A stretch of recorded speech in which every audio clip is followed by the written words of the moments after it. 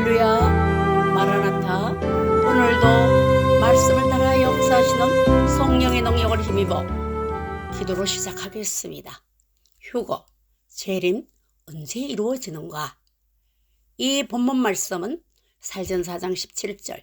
그 후에 우리 살아남은 자도 저와 함께 구름 속으로 끌려 올려 공중에서 주를 영접하게 하시리니 그리하여야 우리가 항상 주와 함께 있으리라. 이 말씀이 어젠다가 되어서 각종 유튜브마다 말씀을 전하고 있습니다. 오늘 개혁주의 전철련에서는 재림과 휴거에 대하여 논하고자 합니다. 또한 역사적 전철련, 세대주의 전철련, 무천년, 개혁주의 전철련, 후천년 무엇이 다른가? 다른 점에 대하여 말씀을 논하고자 합니다.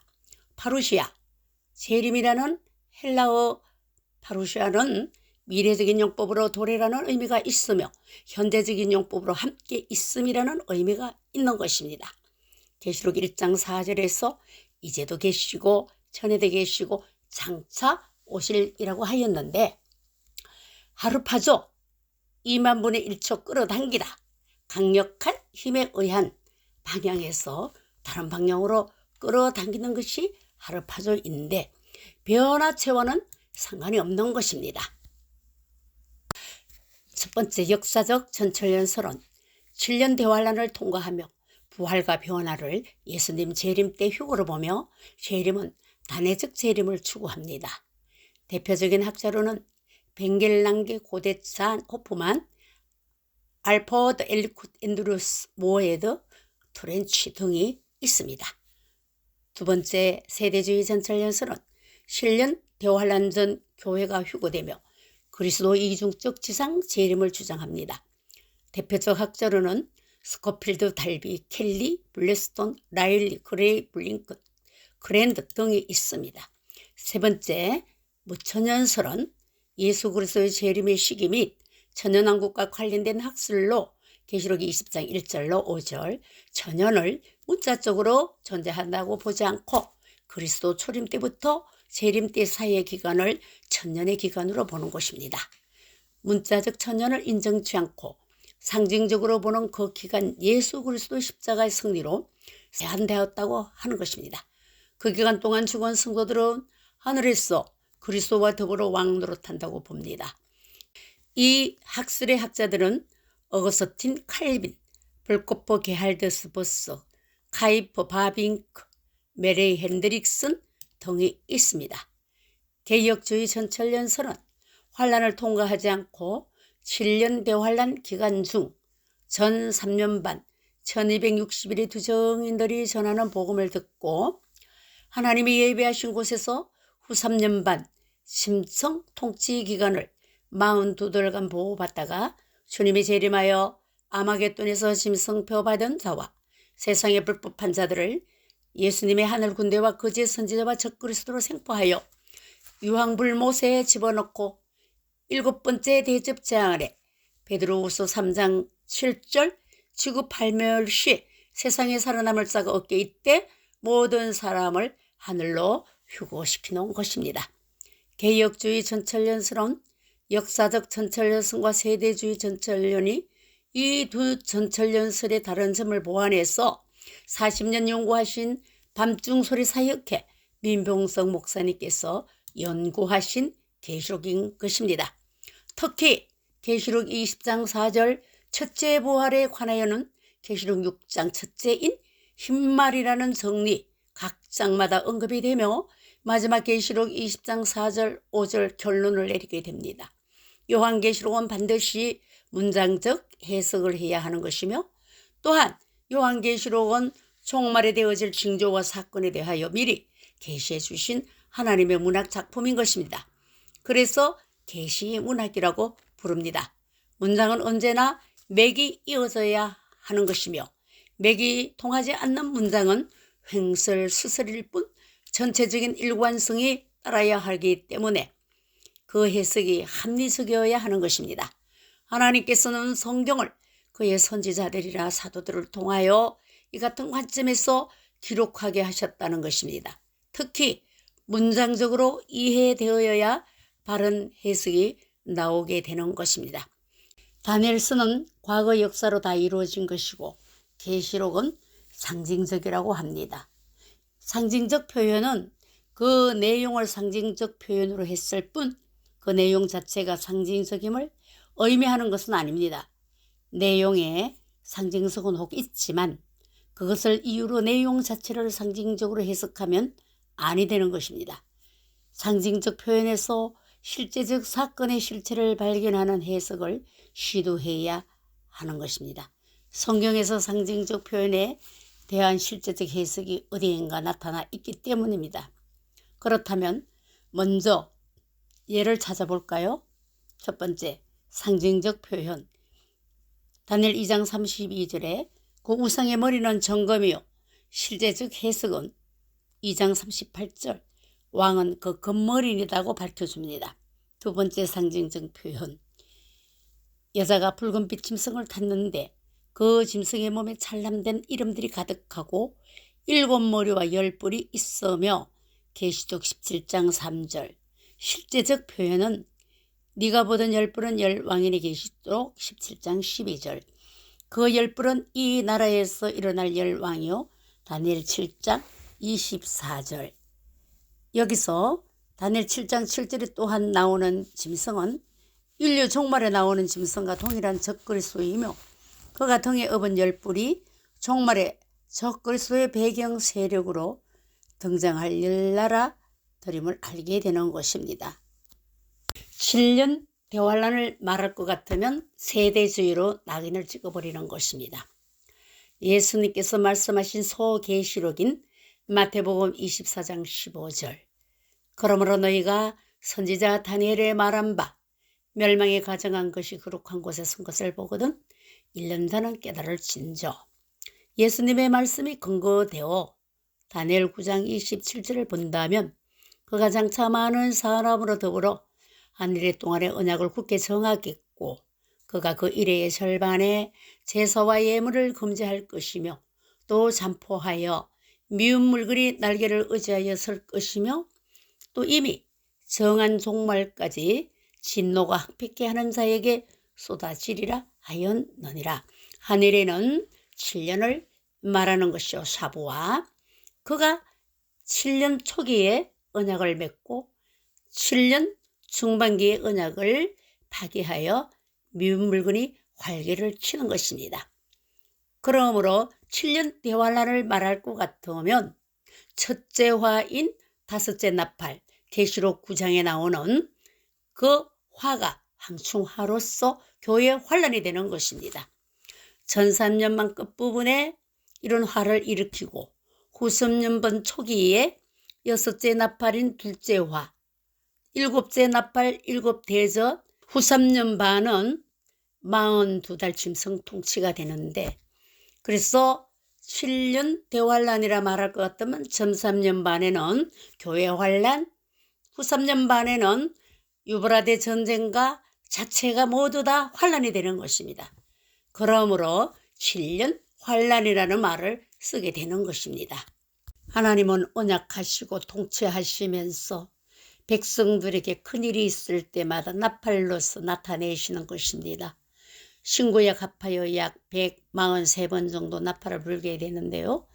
47번은 예배의식 때, 49번은 전쟁시, 7번은 대관식 때, 12번은 신으로서, 9번은 심판 때, 신약 복음에서 7번, 계시록에서 5번 불게 되는 것입니다. 사도 요한은 계시록 1장 10절에 수의 날에 내가 성령에 감동하여 내 뒤에서 나는 나팔 소리 같은 큰 음성을 들으니 예수 그리스도의 임재하심을 보게 되면서 계시록 4장 1절에 일 후에 내가 보니 하늘에 열린 문이 있는데 내가 들은 바 처음에 내게 말하던 나팔 소리 같은 그 음성이 가로되 이리로 올라오라. 이후에 마땅히 될 일을 내가 네게 보이리라. 계시록에서 15회 사용이 되는 것입니다. 그렇다면 계시록 4장 직역 성경을 한번 보겠습니다. 계시록 4장 1절 이러한 일들 후에 내가 보았는데 보라 하늘의 문이 열리고 나팔 소리 같은 큰 음성이 내게 첫 번째로 들렸는데 그가 말하기를 이리로 올라오라. 이후에 마땅히 일어날 일들을 내가 네게 보여주리라. 4장 2절 즉시 내가 영으로 갔었는데 보라 하늘에 보좌가 놓여 있고 그 보좌 위에 앉으신 이가 있는데 이 계시록 4장을 교회가 휴거되었다고 합니다. 지금 이 본문 말씀은 사도 요한이 계시를 기록하고 있을 때 영으로 갔었다고 직역성경도 지금 말하고 있지 않습니까? 그러므로 하나님의 나팔이 여러 군데 나오지만 사일전 4장 16절 하나님의 나팔을 보면은 주께서 호령과 천사장의 소리와 하나님의 나팔로 친히 하늘 쫓아 강림하시리니 그리스도 안에서 죽은 자들이 먼저 일어나고 이는 휴거를 말하는 것입니다. 그리고 고린도전서 15장 51절 마지막 나팔이 있습니다. 보라 내가 너에게 비밀을 말하노니 우리가 다 잠잘 것이 아니요 마지막 나팔에 순식간에 호련이 다 변화하리니 이 나팔은 다음 뒤에 설명을 다시 세밀하게 드리겠습니다. 계시록 14장 14절로 16절 또 내가 보니 흰 구름이 있고 구름 위에 사람의 아들 같은 이가 앉았는데 그 머리에는 금멸유관이 있고 그 손에는 이 한 낯을 가졌더라. 또 다른 천사가 성전으로 나와 구름 위에 앉은 이를 향하여 큰 음성으로 외쳐 가로되 네 낯을 휘둘러 거두라. 거둘 때가 이르러 땅의 곡식이 다 익었음이냐 하니 구름 위에 앉으신 이가 낯을 땅에 휘두르매 곡식이 거두어지니라. 마태복음 24장 31절 저가 큰 나팔 소리와 함께 천사들을 보내리니 저희가 그 택하신 자들을 하늘 이 끝에서 저 끝까지 사방에서 모으리라. 마태복음 25장 32절 모든 민족을 그 앞에 모으고 각기 분별하기를 목자가 양과 염소를 분별하는 것 같이 하여 33절 양은 그 오른편에 염소는 왼편에 두리라.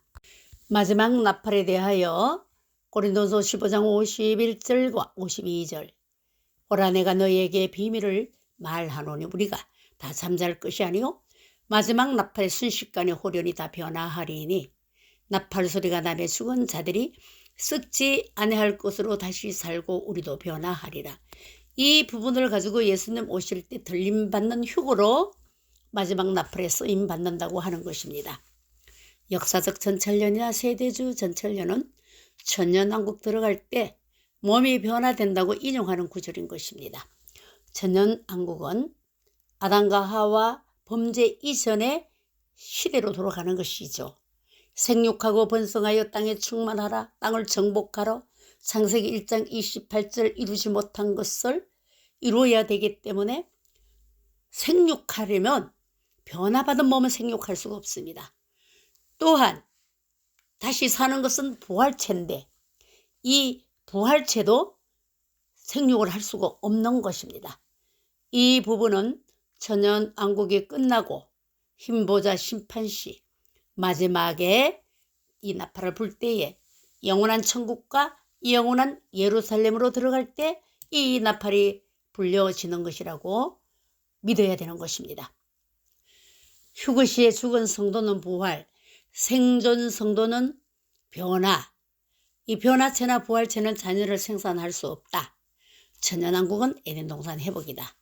이사야 65장 23절 그들의 수고가 헛되지 않겠고 그들의 생산한 것이 재난에 걸리지 아니하리니 그들은 여호와의 복된 자의 자손이요 그 소생도 그들과 함께 될 것임이라.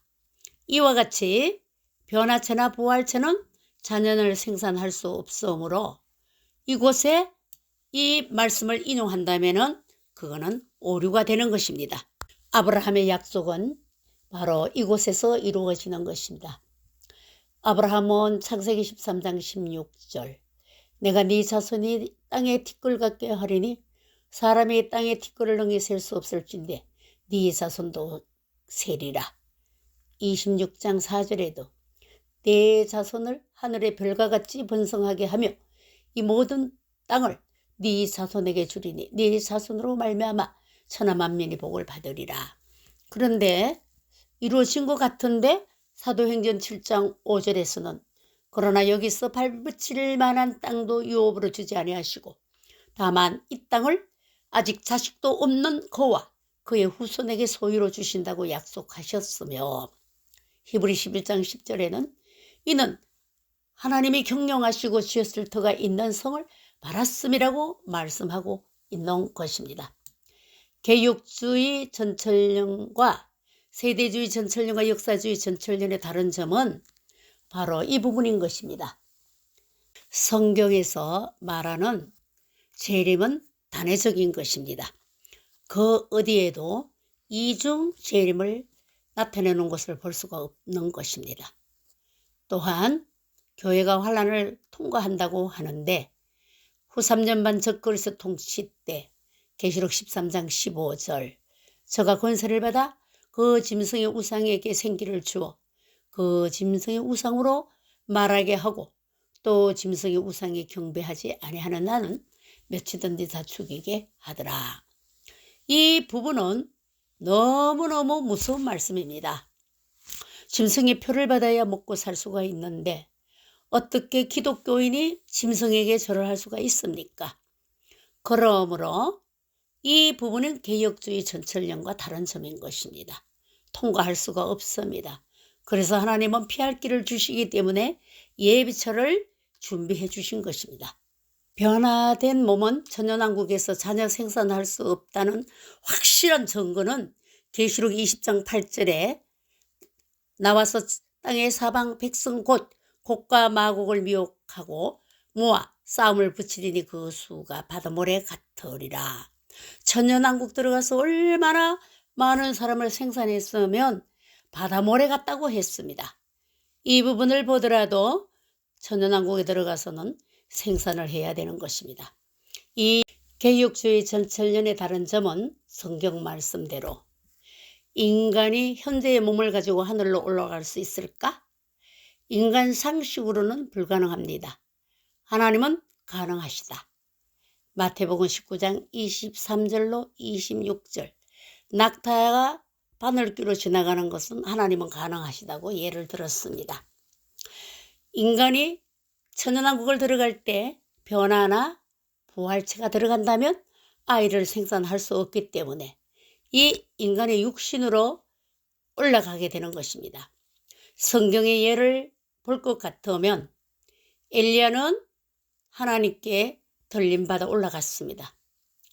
두 사람이 길을 가며 말하더니 불수레와 불말들이 두 사람을 갈라놓고 엘리야가 회오리 바람으로 하늘을 올라갔더라. 왕하 2장 11절에 올라갔던 것은 하루파죠.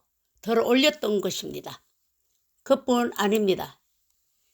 또한 에녹도 성천했습니다. 에녹은 휴거의 모형이 아니라 죽음을 보지 않고 옮겨진 모형입니다.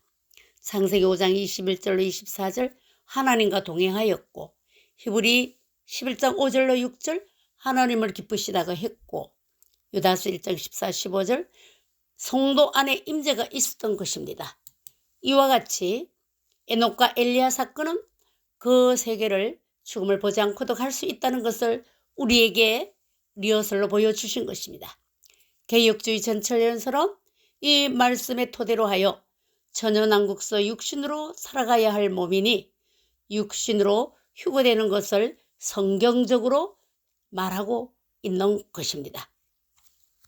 다음은 휴거될 사람들은 누구인가요? 첫째 부류, 적그리스도 통치 때 피하여 독수리 날개로 인하여 예비처에 보호받은 무리들 계시록 12장 6절 또한 두 번째 부류 여자의 남은 자손들 마태복음 25장 11절 기름 준비 못한 자들이 후 3년 반에 떨어져서 회개한 자들 세 번째 부류 유대인들의 남은 자손 이는 로마서 11장 25절로 27절과 12장 10절 스가랴 13장 1절 계시록 1장 7절 말씀이 토대가 되는 것입니다. 이 세 부류의 사람들이 휴거가 되는 것입니다. 그렇다면 이 유대인들의 구원을 한번 짚어보겠습니다. 이 땅 위에 7년 환란의 시대가 온다고 하는 것은 성경에 계신 대로 사실인 것이죠. 예수님께서 말씀하신 바 마태복음 24장 15절 다니엘서를 읽고 깨닫기를 원하시니 말씀인 것이죠. 전 3년 반과 후 3년 반이 그것입니다. 7년 환란이 왜 이처럼 두 기간으로 분류되어 있는 것일까요? 그 이유는 전 3년 반은 교회를 위한 회개의 기간으로 필요한 기간이며 후 3년 반 기간은 이 세상의 심판과 함께 유대인들의 남은 자손들의 회개를 위한 기간으로 필요한 것입니다. 유대인들의 구원에 대하여 사도 바울의 정언을 한번 보겠습니다. 로마서 11장 11절 그러므로 내가 말하노니 저희가 넘어지기까지 실족하였느노 그럴 수 없느니라. 저의 넘어짐으로 구원이 이방인에게 이르러 이스라엘로 시기나게 함이니라. 이방 복음을 위해 잠시 넘어졌습니다. 첫 번째 핍토 넘어져 있는 것입니다. 그러면 이 넘어진 것이 끝일까요?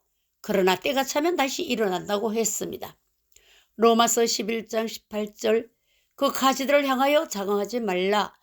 자긍할지라도 네가 뿌리를 보존하는 것이 아니요 뿌리가 너를 보존하는 것이라. 넘어졌지만 다시 일어나는 것입니다. 파라핍도 된다는 것입니다. 넘어진 이스라엘 백성이 언제 일어나는가? 로마서 3장 1절 그런즉 유대인의 남음이 무엇이며 할례의 유익이 무엇이뇨? 로마서 3장 2절 범사에 많으니 첫째는 저희가 하나님의 말씀을 맡았습니다. 출애굽기 19장 6절 너희가 내게 대하여 제사장 나라가 되며 거룩한 백성이 되리라. 유대인들은 아직까지도 메시아 보내달라고 향하여 부르짖고 있습니다. 로마서 11장 25절로 27절까지 사도 바울의 심층 분석을 보겠습니다. 형제들아 너희가 스스로 지혜 있다 함을 명키 위하여 이 비밀을 너희가 모르기를 내가 원치 아니하노니 이 비밀은 이방인의 충만한 수가 들어오기까지 이스라엘에 들은 완악하게 된 것이라. 26절 그리하여 온 이스라엘이 구원을 얻으리라. 기록된 바 구원자가 시온에서 오사 야곱에게 경건치 않은 것을 돌이키시겠고 27절 내가 저희 죄를 없이 할 때에 저희에게 이루어질 내 언약이 이것이라 함과 같으니라. 그들의 죄를 없이 할 때가 온다는 것입니다. 그때가 어느 때인가요? 저희 유대인들의 죄를 없이 할 때의 언약은 스가랴 선지자는 12장 10절에 내가 다윗의 집과 예루살렘 거민에게 은총과 강구하는 심령을 부어주리니 그들이 그 찌른 바 그를 바라보고 그를 위하여 애통하기를 독자를 위하여 애통하다며 그를 위하여 통곡하기를 장자를 위하여 통곡하듯 하리라. 스가랴 13장 1절에도 그 나라 죄와 더러움을 씻는 셈이 다윗의 족속과 예루살렘 거민을 위하여 열리리라. 지금도 유대인들은 강팍하여질 대로 강팍하여지고 있습니다. 돌아오는 자는 몇 사람씩 돌아오지만 민족적으로 하나님께서 구원을 시켜주신다는 약속이 여기에 있는 것입니다. 더러움을 씻는 셈이 열린다고 했습니다. 또한 거민에게 은총과 강구하는 심령을 부어준다고 했습니다. 그러므로 그 찌른 바 예수님을 십자가에 못 박고 창자욱으로 옆구리를 찔렀던 그들의 후손에게 계시록 1장 7절에도 찌른 바 그들이 바라보고 회개를 한다고 했던 것입니다. 하나님에게 언약과 통치는 놀랍고도 놀랍습니다. 출애굽한 그들에게 모세는 또 부탁하고 또 부탁하는 것입니다. 너희들이 가나안 땅 들어가면 모세 율법을 지키라고 명령하는 것입니다. 신명기 32장 16절로 21절 그들이 다른 신으로 그의 질투를 일으키며 가증한 것으로 그의 진노를 격발하였도다. 그들은 하나님께 제사하지 아니하고 마귀에게 속하였으니 그들의 알지 못하던 신 골레에 일어난 새 신 너희 열조에 들어오지 않던 것이다. 너를 향한 반석은 네가 성간치 아니하고 너를 대신 하나님은 네가 잊었도다. 여호와께서 보시고 미워하셨으니 그 자녀가 그를 경록케 한 용고로다. 여호와의 말씀에 내가 네 얼굴을 숨겨 그들에게 보이지 않게 하고 그들의 종말의 어떠함을 버리니 그들은 심히 패역한 종류로 무신한 자녀이미로다. 그들이 하나님이 아닌 자녀로 나의 질투를 일으키며 그들의 허무한 것으로 나의 진노를 격발하였으니 나도 백성이 되지 아니한 자로 그들의 시기가 나게 하며 우둔한 민족으로 그들의 분노를 격발하리로다. 이 부분을 본다면은 예수님을 십자가에 못 박아 버리고 구원이 개같이 취급받던 우리 이방인에게로 넘어온다는 것을 암시한 것입니다. 그것이 바로 사도 바울이 말한 로마서 9장, 10장, 11장인 것입니다. 하나님의 언약은 놀랍게도 성취되어 가는 것을 보면은 참으로 신기하고 참으로 하나님의 말씀은 위대한 것입니다. 사도행전 1장 11절 가로대 갈릴리 사람들아 어찌하여 서서 하늘을 쳐다보느냐 너희 가운데서 하늘로 올려오신 이 예수는 하늘로 가심을 본 그대로 오시리라 하였느니라. 이 천사가 전해준 이 복음은 스가랴 14장 1절로 5절 여호와의 날이 이르리라 그날에 네 재물이 약탈되어 너희 중에서 나누이리라. 내가 열국을 모아 예루살렘과 싸우게 하리니 성읍이 함락되며 가옥이 약탈되며 부녀가 욕을 보며 성읍 백성이 절반이나 사로잡혀 가려니와 남은 백성은 성읍에서 끊쳐지지 아니하리라. 그때 여호와께서 나가사 그 열국을 치시되 이왕 전쟁의 날에 싸운 것 같이 하시리라. 그날에 그의 발이 예루살렘 앞 곧 동평 감람산에 서실 것이요 감람산은 그 가운데서 동서로 갈라져 매우 큰 골짜기가 되어서 산 절반은 북으로 절반은 남으로 옮기고 그 산줄 골짜기는 아셀까지 미칠지라. 너희가 그의 산골짜기로 도망하되 유다 왕 우시아 때 지진을 피하여 도망하던 것 같이 하리라. 나의 하나님 여호와께서 임하실 것이요 모든 거룩한 자가 주와 함께 하시리라. 사도행전 누가가 말한 것처럼 천사가 전해준 이 복음은 하늘로 올라가신 그 본 그대로 오신다고 말씀했습니다. 그 발이 예루살렘 앞 동편 감람산에 재림하실 것을 이렇게 성취가 되는 것을 보면은 하나님의 말씀은 너무도 신기하고 오묘한 것입니다. 결론을 맺겠습니다. 지금까지 살펴본 내용은 천연왕국에 들어갈 자들의 모습과 그 유대인들의 구원은 어떻게 이루어지는 것인가에 대하여 알아봤습니다. 주 재림의 시기의 순서에 대하여 주님은 여섯째 대접 심판을 내리기 위해 재림을 하시게 되는 것입니다. 짐승과 열불과 세상의 군왕들을 심판하기 위해서 아마겟돈으로 모으시게 되는데요. 계시록 16장 12절로 14절 또 여섯째가 그 대접을 큰 강 유브라데 소돔에 강물이 말라서 동방에서 온 왕들의 길이 예배되었다라고 합니다. 또 내가 보매 개구리 같은 새 더러운 영이 용의 입과 짐승의 입과 거짓 선지자 입에서 나오니 저희는 귀신의 영이라 이색을 행하여 온 천하 임금들에게 가서 하나님과 전능하신 이의 큰 날에 전쟁을 위하여 그들을 모으더라고 합니다.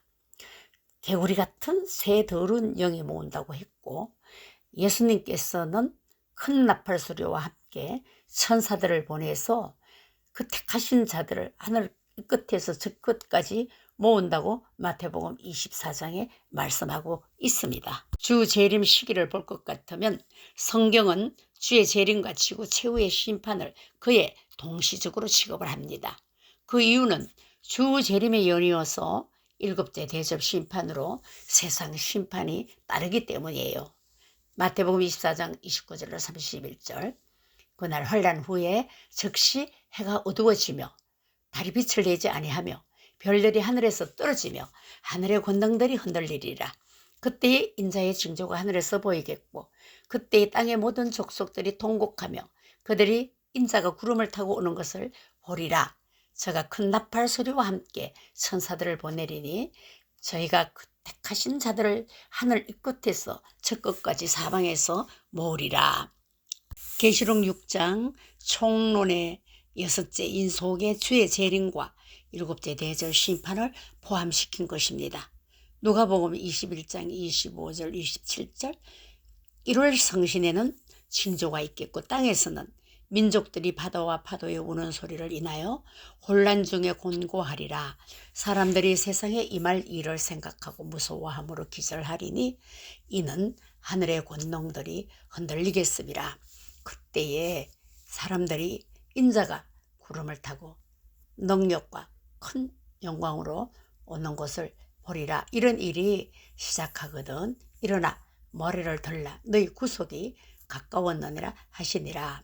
계시록 6장 12절 17절에도 내가 보니 여섯째 인을 떼실 때에 큰 지진이 나며 해가 청단같이 검어지고 온 달이 피같이 되며 하늘의 별들이 무화과나무가 태풍에 흔들려 선 과실이 떨어지는 것 같이 땅에 떨어지며 하늘은 종이축이 말리는 것 같이 떠나가고 각 산과 섬이 제자리에서 옮기우매 땅의 임금들과 왕족들과 장군들과 부자들과 강한 자들과 각종 자주자가 불과 산 바위 틈에 숨어 산과 바위에 이르되 우리 위에 떨어져 보좌에 앉으신 이의 낮제에서와 어린 양의 진노에서 우리를 가리우라. 그들의 진노의 날이 이르렀으니 누가 능히 서리요.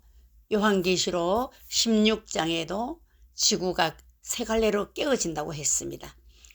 이 산에서 저 산으로 옮긴 바가 된다고 했습니다.